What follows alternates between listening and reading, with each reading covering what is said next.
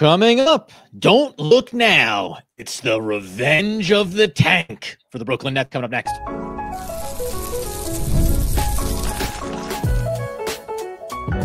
You are Locked On Nets, your daily Brooklyn Nets podcast. Part of the Locked On Podcast Network, your team every day. Yes, my friend, it is the Locked On Nets podcast, rated on the Locked On Podcast Network. It's your team, the Brooklyn Nets, every single day. He's Doug Norrie. I'm Adam Armbeck. We thank you, as always, for making us your first listen of the day. We're 100% free on all those great platforms, and let you know that today's glorious episode is brought to you by FanDuel. Right now, new customers can get $150 in bonus bets if your first $5 bet wins.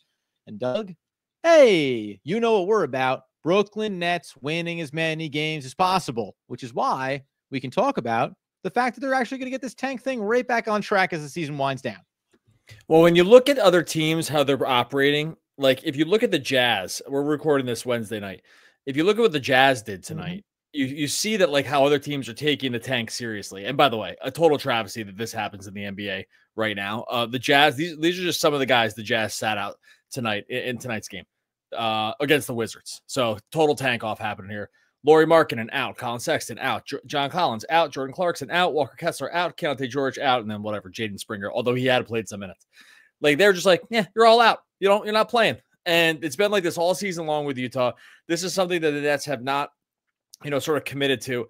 Whatever. It's a travesty the game has come to this, right? Like that the teams are just incentivized like every other game. I guess I'd rather the Nets just play guys that can play. Like if you have NBA caliber players that can play, just go out and throw them out there, and maybe the basketball gods will sort it all out when we're all at St. Peter's basketball gate about about what's going to happen with the tank.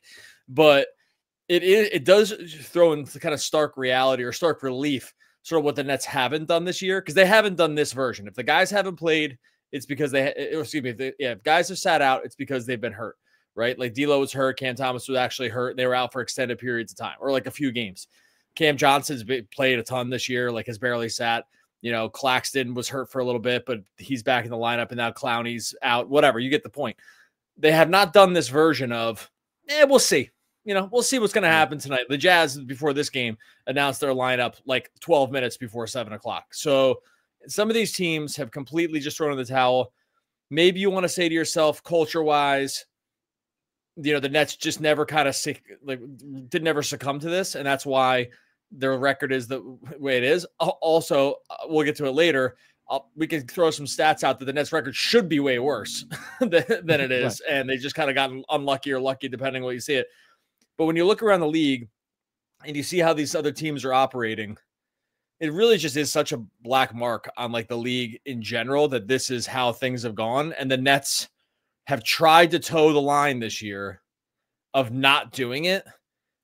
And it will be interesting to see if down the stretch they kind of just throw the white towel in and say, we'll go along for the everyone sits ride, and we'll see how it goes.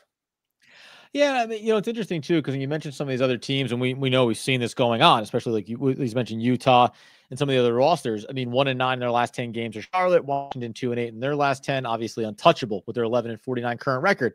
The other way, and this is maybe basketball gods or anything else, I'm going to derail this into the vaguest of conversations, but Washington, Charlotte, Utah, the Pelicans, out of those four teams, name one time when those organizations were an attractive landing spot for a free agent.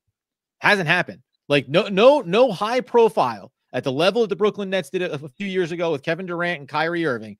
Has any of those organizations ever been a landing spot for a player and free agent? Now, do I think that that's solely because other big name free agents at their opportunities looked and said, well, I didn't appreciate that they tanked and really sat their guys down the stretch these last couple of years? No, obviously not, right? Detroit went through this too. They intentionally were trying to be bad. Then they were trying to be good and kept being bad anyway. And now maybe they're finally turning the corner.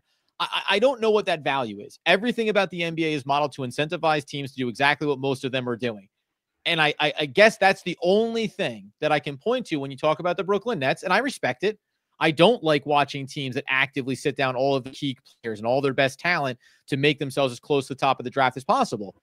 Maybe that's what the Nets just believe in. Like, and we get it. This is supposed to be the year when they were as bad as humanly possible.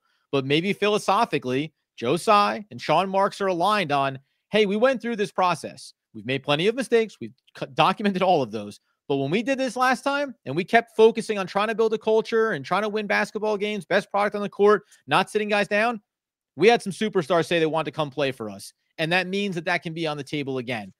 That's one of the things that I could point to as a legitimate reason why the Brooklyn Nets, in spite of getting back their own draft capital, still said, we're going to follow our model. I gloss over the interview when Sean Marks directly said, we're going to make choices that aren't necessarily about winning basketball games, and then still things unfolded the way they did. I think that's just a byproduct of Jordi Fernandez and far less to do with philosophically how they've approached this season. Hey, I agree with that. I also think that they probably went into this season and thought, I mean, this talent is nowhere near NBA caliber. They had to look for at us this. to win games. How Exactly. Yeah. I think they looking in the mirror with no tinted glasses on, they would look at this and be like, no chance. Right. Like, there's just we're not even going to have to do this thing. We're not even going to have to do this stupid idiot tank dance that some of these teams do because they're like, we just don't have enough talent. And I actually think they were right. I think that they really didn't. If you look at just their season scoring and stuff, they are at the bottom of the league. They just they just pulled out a couple of random wins. Now, again, when you do relative percent index, RPI, and expected win loss, it's not perfect because I'll just get to this now. If you go and look at it now, the Nets are the fifth worst record in the league by how you want to do it. So fifth worst and maybe tied for fourth worst, something like that. The problem with this is because this goes kind of how many points you scored on the season compared to how many how many you let up, and there's some other things that are factored in here. But that's basically it. I mean, the problem with that stat is you don't get to spread your points out over different games. You can get crushed some games and then win close ones, right? You don't just get the spread. So I get why that's a flawed stat. You don't just get to get murdered a couple games and then that makes up for the close win and you still get two losses. Wins and losses are binary. It's just, if you outscore your team in that given night, that's what it is. So anyone's going to push back and say RPI is kind of flawed because, you don't get to spread out these points over a bunch of different games. I get that part of it. But what RPI does usually speak to is sort of your aggregate talent over the long period of time, right? That's really more of what it's about. It's if we're aggregating talent over the course of a season, and if you look at the season, the Nets, it's not the Nets roster has gone through these massive changes. They basically have played their guys when they've been available, right? It's not like they've been hit harder with injuries than other teams. I think if anything, they may have been a little healthier than some of these other teams when it comes to guys not getting hurt. The Cam Thomases aside, every team has injuries. So if you really look at RPI and expected win-loss from a talent aggregation, it's they should have been way worse this year. So I think from that point of view, Marks and company were correct. It's just the 1 year they pulled out these kind of some close wins was maybe the year that it wasn't going to help them too much. And I'll say this before we go on to the next thing, I still would rather this than this Utah thing every night. I do these basketball minutes every night for these teams. It's a disaster. Utah is a disaster every night. The Johnny Juzang. Oh, Johnny Juzang starting tonight. Oh, okay. Well, now who's playing tonight. No one ever knows. It's terrible. I don't know how you're a fan of it. And the NBA has done just a terrible job with this because if you look at the starting lineup for the Jazz Wizards game, it's barely NBA. It's barely the NBA. It's barely the NBA. It's terrible that the league has done this. Coming up here in a second, we'll talk about how it maybe got off the rails for Brooklyn before they really got a chance to control what they thought the season was going to look like. But then some key reasons why we look around at other teams near the top of the draft board and why their schedules could play Brooklyn right into a near top 4 pick. We'll do that coming up in just one moment. All right, let you know this show is sponsored by BetterHelp. Look, who's in your support system? We all need people to lean on. Friends, family, mentors, professionals, they're all there. Even the strongest leaders and athletes know that asking for help makes them better. Therapy is one of the best ways to build a strong support system, not just for tough times.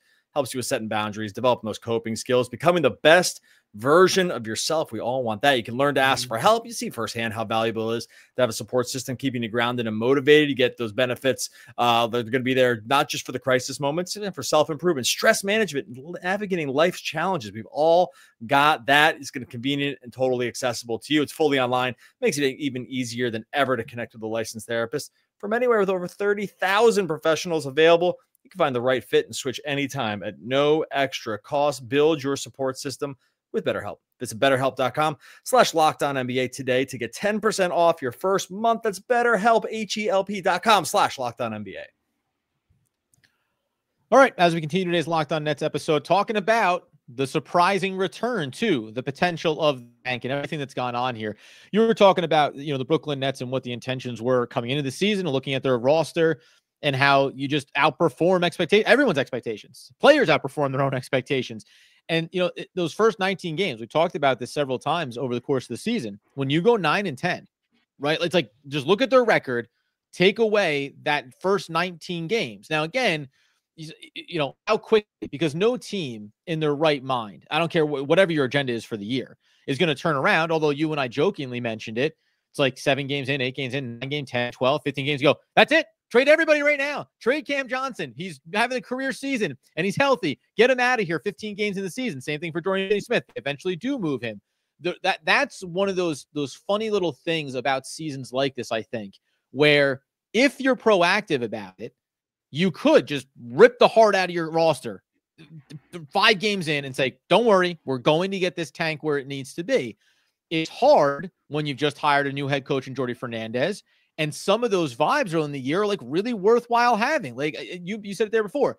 I do not want to watch what the Jazz are doing night over night. That's miserable as a fan base. So I was happy to watch the games early in the year. I'm still happy to watch them now. Like I think neither you nor I get too hung up in the idea of what it may cost them, and it may cost them significantly in the draft stock.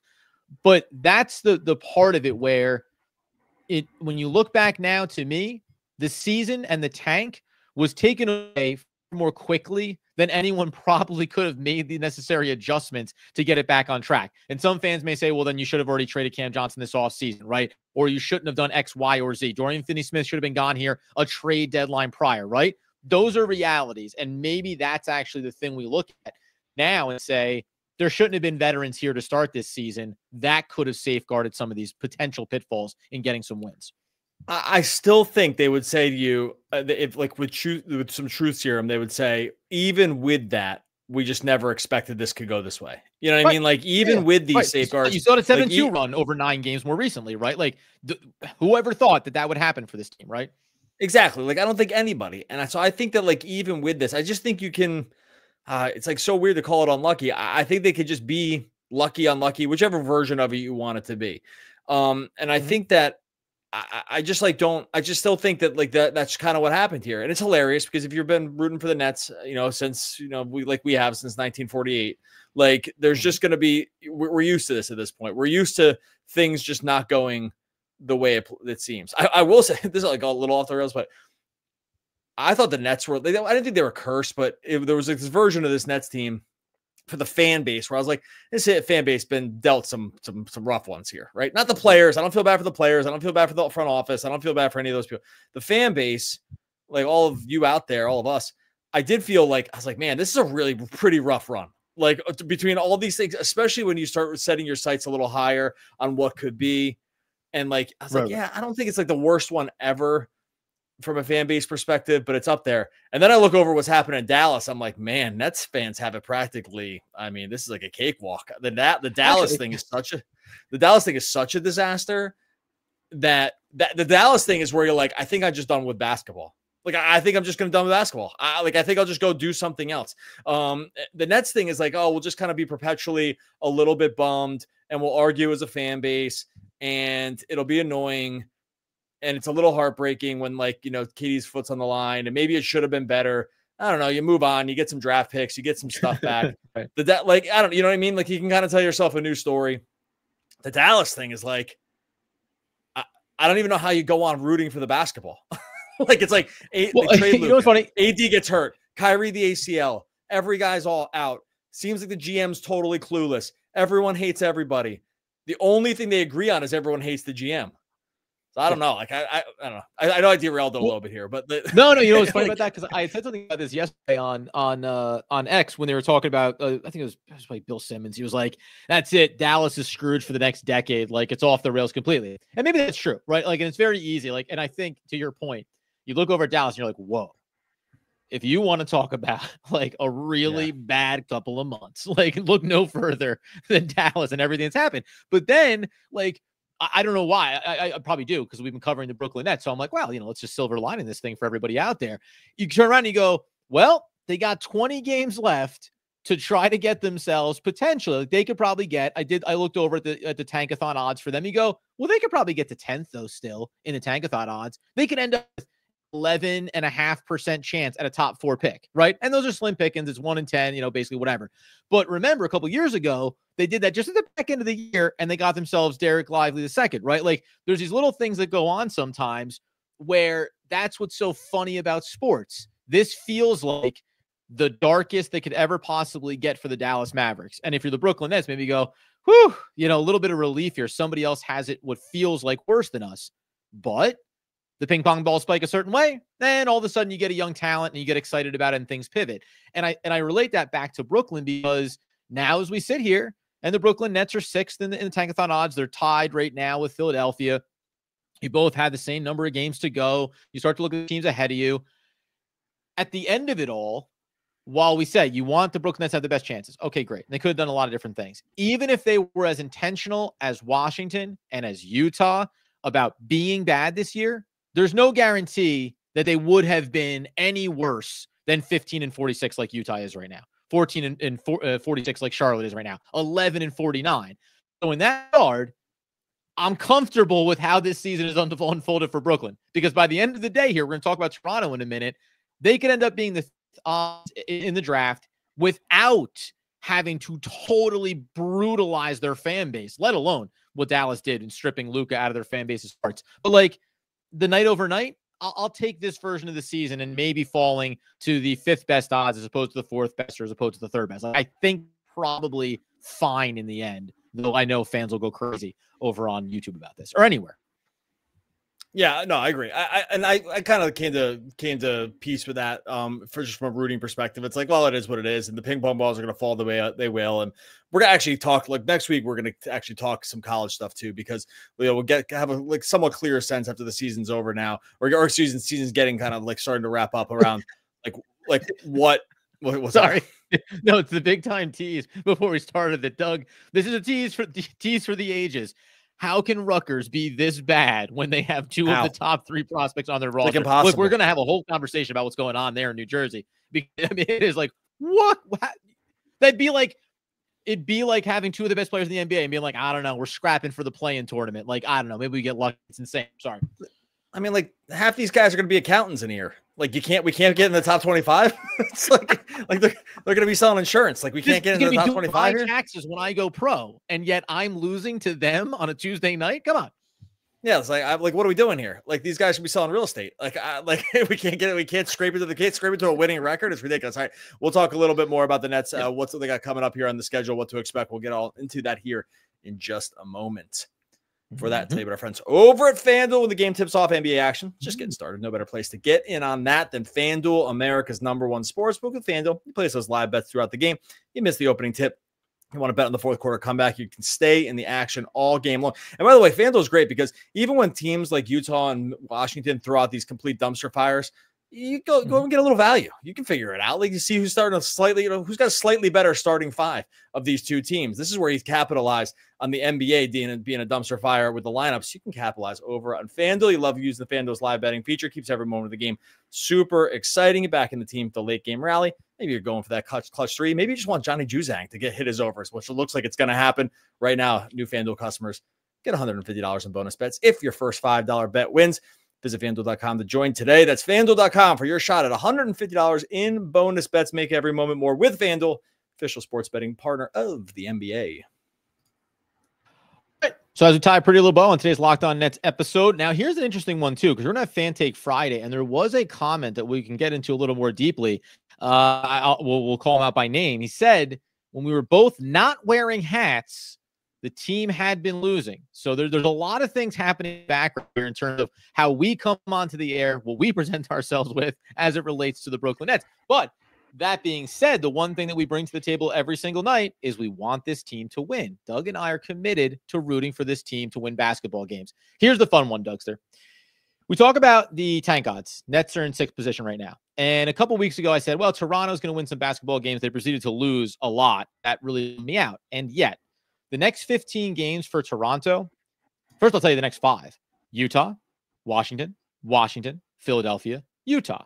But over the next 15 in total, they'll also see the Trailblazers, they'll see the Spurs, they'll see Washington again, they'll see Brooklyn, they'll see Charlotte, and they'll see Philadelphia. They are going to win some games. I was convinced that this is the team that's like going to start to be the real, can we peck at the back end of the play-in tournament door? There's value. They got young guys. They have talent. Like there's something for them to prove or to accomplish this season relative to where their tank odds could stand.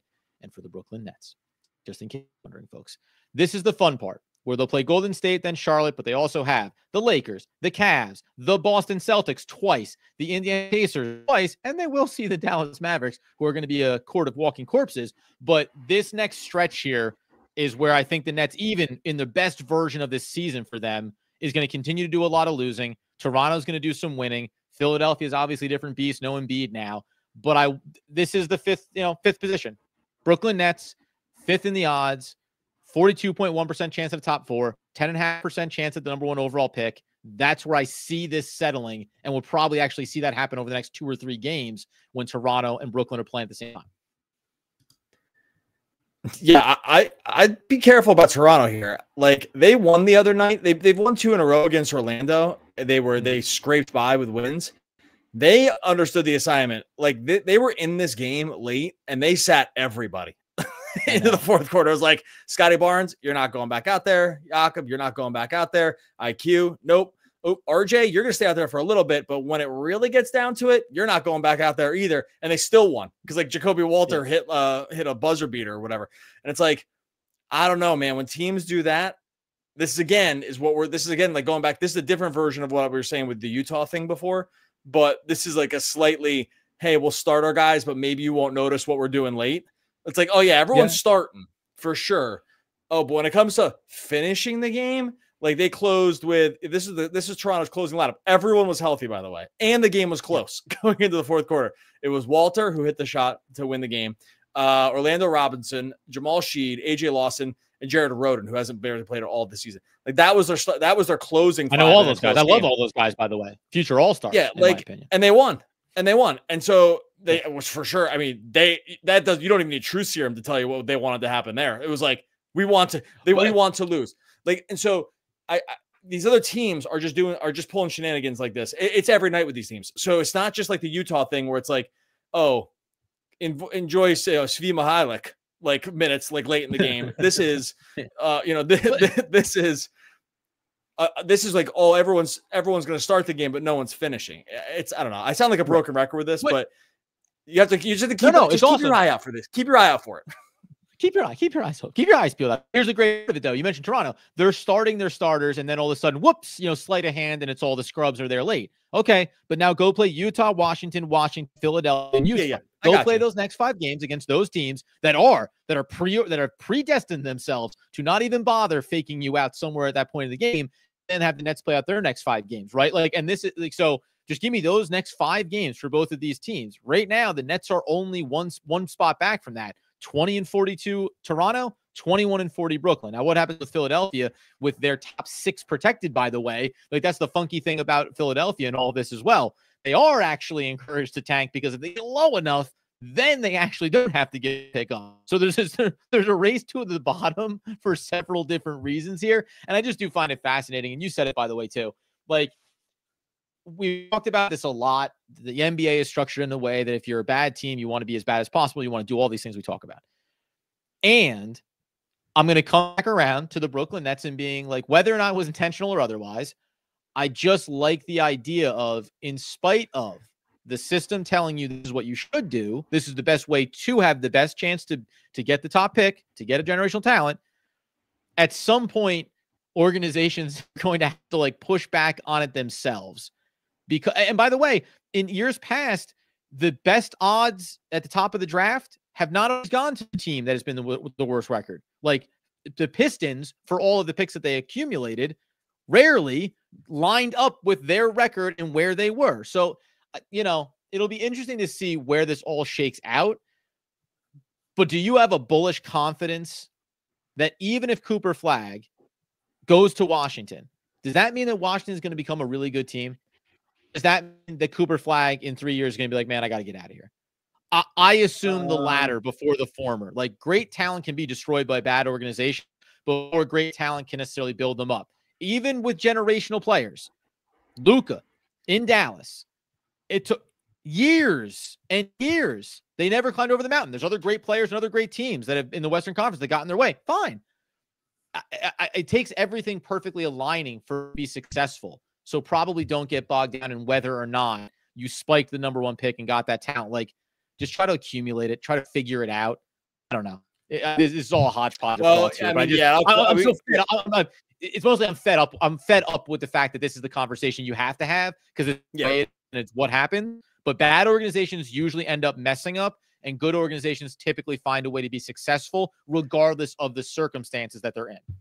Okay, so in Washington's case here, like, this is a new regime that basically just took over. There was the new regime that dumped Beal. They stopped. They said we're gonna totally bottom out. So like the mediocreness of that team for a while is not on this administration. Like that group, came in. They're like, Beal's gone, everyone's gone, and we're gonna try to be bad. So I know it's been bad for a while, but it's not like it's all on one guy, or one front office, right? So I would say that. I would also say the Luka thing. Just the counterpoint to the Luka piece is, you can be bad. At the same time, the only way to be great is to get these players. Like, you can't be 100% great. The only way to be great in the NBA is to get those guys. Like, you have to I'm not saying Cooper Flag's definitely going to be that guy, although he's looked incredible. But the only pretty good. It's like worth it to be, if the only avenue to getting those guys is being bad for a little while, it's kind of still worth it because it's the only way to be great. Like, you just have to have one of these guys in order to be great. And so I get it. And like a lot of these teams, like Charlotte's a relatively new regime. Washington's relatively new regime. We're seeing Detroit kind of starting to turn the corner here. Cade's like going to probably be all NBA this year. Like, he's going to win most improved player. Like, he looks like a number 1 pick. It took 3 years, but he's there. You know what I mean? So like all of a sudden, like, even those things, it's like, Detroit was bad for a while. I don't know. Looks like they got the guy, like it looks like they got a real guy here. And everyone's always like, well, look at Detroit. I'm like, okay. They have a guy down there though. So like, I don't know. I don't think you can do that. Well, look at Detroit. It's like, the Nets would swap their roster for Detroit's right now in an instant, like, without even thinking twice. Right? Like, it's not even close. So I don't think you can use the Detroit thing forever. Yeah, they sucked for a while. Stan Van Gundy and group screwed it all when they paid everything for Blake Griffin and they were mediocre. Okay, that's not this group. This group's kind of, I don't know. They got a new GM in there. So anyway, I got one more point about this Dallas thing before we get out of here. Go ahead, and then I guess it's one funny thing real quick. Then a couple of things there are like, and so if organizations turn the corner, and especially new regimes, you have to just go ahead and take it for what it is. And then actually Detroit's a good example of it, right? Okay, you're bad and you're taking your swings, you're trying to find it, and you do eventually get there. And we said this before. Brooklyn has been an organization that has built up, made themselves attractive. Hey, we were able to get these superstars. There's more volatility in the route of, can we get a superstar here? Does it cost a trade for them or sign them out free agency versus organically building through it, right? And that's the timeline for that process is always a little bit longer when you do it organically. And to get back to Dallas, I'll lead you into it. When you look at some other teams and some other players and some older veterans, and even the way Kevin Durant, and he's going to be somewhere else probably next year at this point too. One thing that has clearly been shifting to me in these last couple of years is like, yes, you can still be really good as you get older, but this is a young man's game. Like, it's always been a young man's game, but it seems like it's trending even more so in that direction. Like, you want a team filled with a bunch of 23 to 27-year-olds, and nope, the pedigree won't be there on paper. I don't care. I'll take that I got the legs on my roster, even maybe over some of the resumes that you see out there, because guys are breaking down, and championships aren't getting won at high cost on the market. So I like the idea maybe that the league is trending more heavily in that direction in years to come. Yeah, you need a superstar when they hit their age 27 season. That's basically the rule. It's like you need to like have a guy in and around that, and that's when the magic starts to happen. Real quick, I just clicked off it. So this guy, I've been posting. I'm really in my feeling it for Dallas fans. I feel bad for these guys because again, only the fan base, not the team. Like the fan base is just to have your heart ripped out. I think that's can. So I posted the other day about something about how I felt bad about Dallas, and I heard this from this guy, John. I can read his name because it was on Twitter.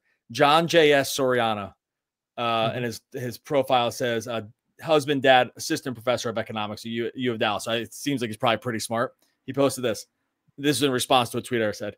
He wrote, I'm a Nets fan that moved to Dallas and adopted the Mavs as a secondary rooting interest. Being a Nets fan is absolutely joyous in comparison. Folks, I posted, we found patient zero. This is the guy. This is when you're wondering how the fan base pandemic started. We found the dude. This is him. He was a Nets fan, got fed up with this team. Then he moved to Dallas, took a gig, started rooting for them. All we need, John J.S. Soriano, stay where you are, man. Just stay where you are. don't go anywhere else. Well, go ahead. And I hate to call credentials into question here, but I mean, sure, professor, okay, but that's for you know what I mean. I mean, maybe I'm sure the CV looks great. I'm just saying that, like, for your from the fandom's point of view, like, just let's quarantine this thing. Quarantine it. Go keep further it west. Go further west. Call it a day. Go to L. In the mean, never come back. In the meantime, hey, go give us a follow over on Twitter at Doug Norrie. This says Danny McDonough on this thing, but I think that's supposed to say Adam Armbrecht, but that's okay. We got the wrong name for the show. You're gonna follow at Adam Armbrecht going forward here over on Twitter. Good show for us. Good time as any to notice that. Couple of pros. I'll tell you right now. Gonna hear about this from the higher ups. We're gonna hear about this one. Oh my god. Anyway, follow Danny McDonough too, whoever that is. Okay. Yeah, give free for us or free for this is a mess. All right, whatever. Just close this thing out. Yeah, I don't know. And we'll all float on all right. Yeah, we'll all float on okay. And that, my friends, is just a classic line from Danny McDonough and Modest Mouse. Yeah, one of the all-time great poets. We'll be back in tomorrow talking more Brooklyn Nets basketball. Basketball. Danny McDonough, basketball. Yeah.